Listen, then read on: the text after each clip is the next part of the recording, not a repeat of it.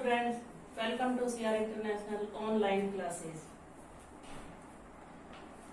बेटा कल के लेक्चर में हमने पार्ट नंबर 2 आधा पढ़ा था। आज उसी को हम आगे कंटिन्यू करते हैं और उसी को आगे पढ़ते हैं। पार्ट नंबर 2 बाल गोविंद भगत, जो कल आधा पढ़ चुके थे। तो आज उसी को हम आगे पढ़ेंगे। कक्षा 10 का हिंदी विषय का पाठ नंबर 2 क्षितिज से गद्य भाग से लिया गया है। राम वर्ष बेनीपुरी ने लिखा है। तो हमने कल तक कहाँ तक पढ़ा था? ये पढ़ लिया था कि जब वो खंजड़ी बजाते हैं तो लोग चहक उठते हैं। उनकी खंजड़ी की आवाज सुनकर लोग झूम उठते हैं, यानी मंत्रमुग्ध हो जाते हैं। उमस भरी गर्मी में भी वो इतना मधुर गाते हैं कि इतना मीठा गाते हैं कि वहां शीतलता का माहौल हो जाता है। तो आज उससे आगे हम कंटिन्यू करते हैं। अपनी किताब में देखिए कि बाल गोविंद भगत के संगीत साधना का चरम उत्कर्ष उस दिन देखा गया जिस दिन उनका बेटा मरा। यानी बाल गोविंद भगत का इकलौता बेटा था।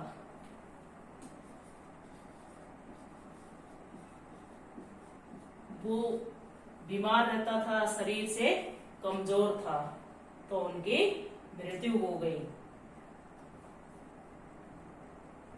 लेकिन बाल गोविंद भगत उनके बेटे की मृत्यु पर ज्यादा दुखी नहीं हुए, बल्कि खुश थे। उन्होंने अपने पतोहू यानी पुत्रवधू, जो उनके बेटे की बहू थी, उसे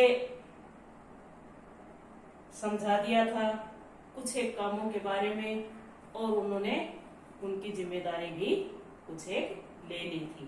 यानी कुछ जिम्मेदारियों से उसे निवृत्त कर दिया था।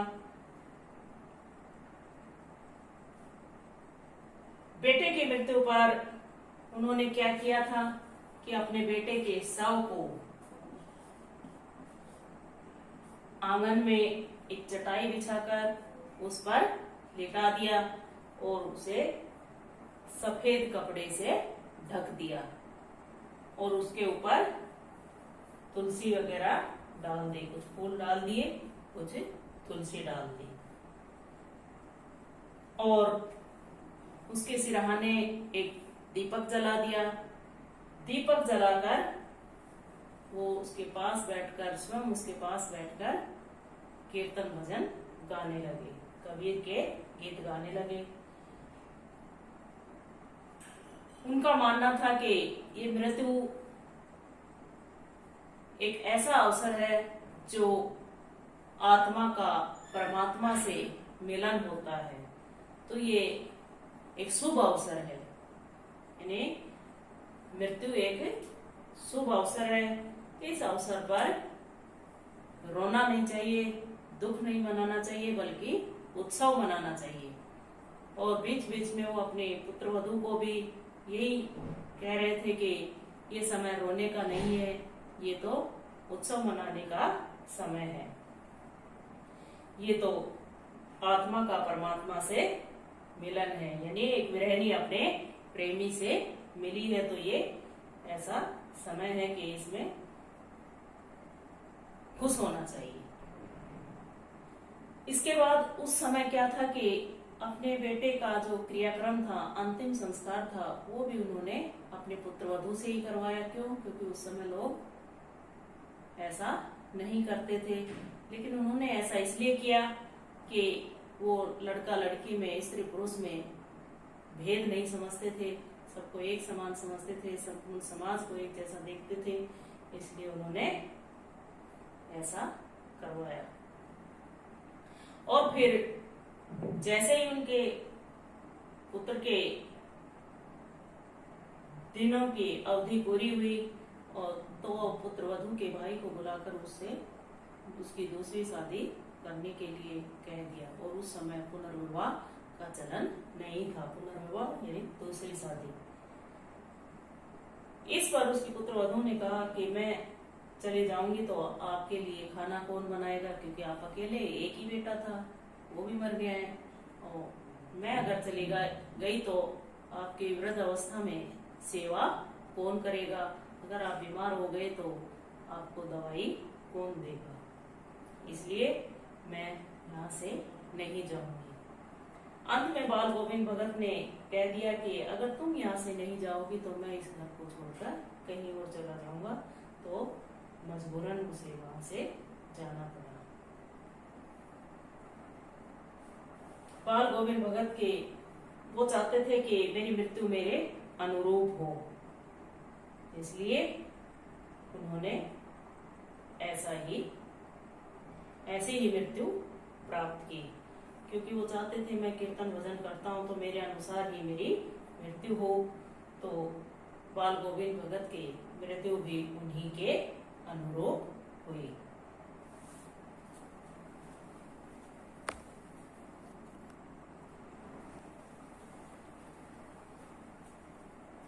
बाल गोविंद भगत हर वर्ष गंगा स्नान के लिए जाते थे और स्नान पर उतनी आस्था नहीं रखते थे जितना वो संत समागम में और लोक दर्शन पर। यानी वहां जाने पर संतों से मिलना हो जाता था उनका और लोक दर्शन कर लेते थे। वो वहां पैदल ही जाते थे।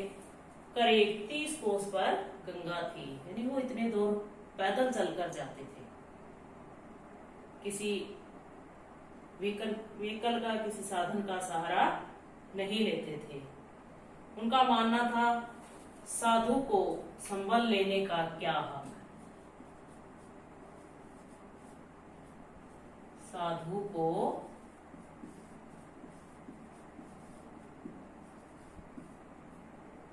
संबल लेने का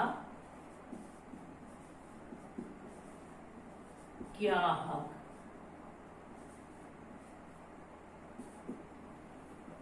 साधु को संबल लेने का क्या हक का मतलब, संबल का मतलब होता है सहारा। अगर साधु ही है तो उसको किसी के सहारे की क्या आवश्यकता है, उसे तो अपने आप ही अपना सहारा बनना है। और अगर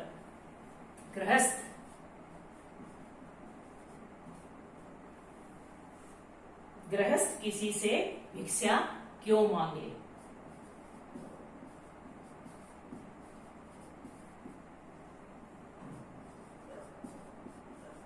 भिक्षा क्यों मांगे। कहता है कि साधु को संबल लेने का क्या हक, कि साधु को किसी का सहारा लेने की क्या जरूरत है। और दूसरा, गृहस्थ किसी से भिक्षा क्यों मांगे। यानी गृहस्थ व्यक्ति है तो उसके पास सब कुछ है, अपना घर है, परिवार है, रोजगार है, खेती बाड़ी करता है, तो उसे भिक्षा मांगने की क्या जरूरत है। क्यों?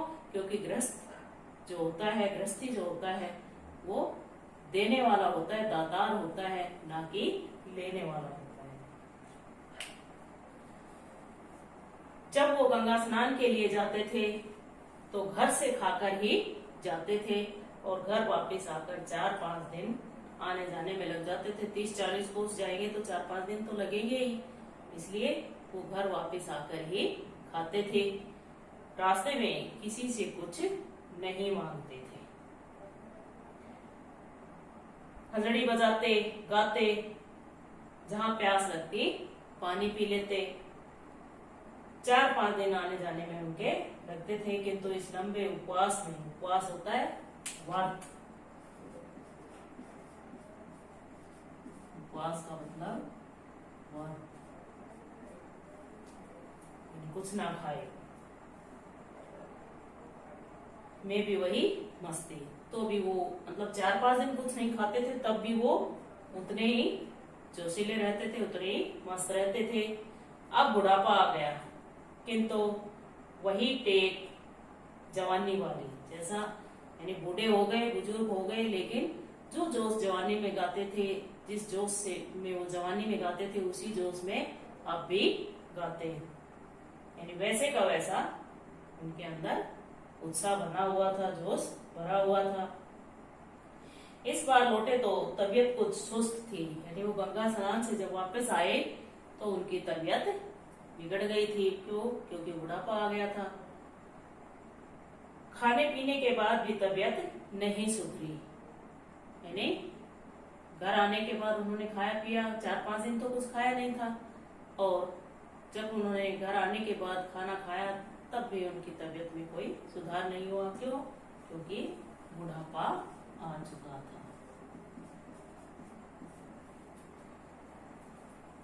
बुखार आने लगा, किंतु नेम वर्क तो छोड़ने वाले नहीं थे, यानी बीमार हो गए लेकिन जो नियम ध्यान था उसको नहीं छोड़ा, यानी गंगा स्नान के लिए जाना ही था, और सुबह के समय प्रभातिया गाना, शाम के समय संध्या गाना, ये उन्होंने कभी नहीं छोड़ा। वही दोनों जो गीत, स्नान ध्यान, खेती बाड़ी देखना, यानी उन्होंने दोनों समय कीर्तन भजन करना, स्नान ध्यान नियम करना और अपने खेतों की देखभाल करना बिल्कुल भी नहीं छोड़ा। दिन दिन छींचने लगे। छींचने का मतलब होता है बीतना, छींचना कम होना। दिन बीतने लगे, कम होने लगे। लोगों ने नहाने धोने से मना किया, यानी लोग कहने लगे कि अब आपकी इतनी तबीयत खराब रहती है, बुढ़ापा आ गया, आप बीमार रहते हैं, तो अब आप गंगा स्नान के लिए मत जाइए। आराम करने को कहा, बल्कि आपको अब आराम की जरूरत है, इसलिए आप गंगा स्नान के लिए मत जाइए। किंतु हंसकर टाल देते रहे, लेकिन उस समय भी बीमार रहने के बावजूद भी वो हंसकर टाल देते थे। उस दिन भी संध्या में गीत गाए, यानी जिस दिन उनकी मृत्यु हुई उस दिन भी उन्होंने शाम को गीत गाए, भजन किए, किंतु मालूम होता जैसे तागा टूट गया हो, माला का एक एक दाना बिखरा हुआ हो।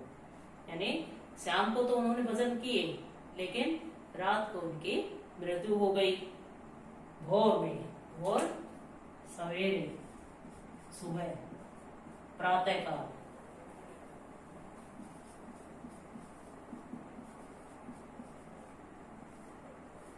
प्रातः काल में लोगों ने गीत नहीं सुना, यानी क्योंकि उनका नियम था ये सुबह शाम दोनों टाइम गाने का, तो लोगों को जब सुबह शाम को तो कीर्तन किए थे, लेकिन सुबह नहीं किए, तो लोगों को गीत नहीं सुनाई दिए, तो उन्होंने जाकर देखा तो बाल गोविंद भगत नहीं रहे, सिर्फ उनका पंजर पड़ा था। पंजर यानी उनका जो कंकाल था वो पड़ा हुआ था।